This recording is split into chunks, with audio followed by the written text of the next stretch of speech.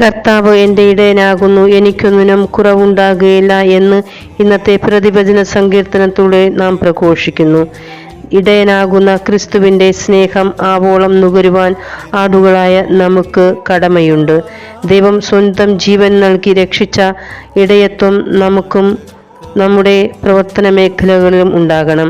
ദൈവത്തിൻ്റെ സ്നേഹം സാന്ത്വനവും ഒക്കെ അനുഭവിക്കുന്ന നമുക്ക് മറ്റു ചെറു ഇടയന്മാരായി ജീവിക്കുവാനുള്ള കടമയുണ്ട്. ഏവരെയും ക്രിസ്തുവിങ്കൽ എത്തുവോളം അവിടുത്തെ ഇടയ സ്നേഹത്തിൽ നാം ജീവിക്കുകയും മറ്റുള്ളവരെ ജീവിക്കുവാൻ അനുവദിക്കുകയും അതിനായി അവരെ ഒരുക്കുകയും ഒക്കെ ചെയ്യേണ്ടത് നമ്മുടെ കടമയാണ് എന്നുള്ള ചിന്ത നമ്മുടെ മനസ്സിൽ പേറിക്കൊണ്ട് ദൈവമാകുന്ന ക്രിസ്തുവിൻ്റെ ഇടയനാകുന്ന ക്രിസ്തുവിൻ്റെ സ്വരം ശ്രവിക്കുവാനും അതനുസരിച്ച് ജീവിക്കുവാനും നമുക്ക് സാധിക്കട്ടെ.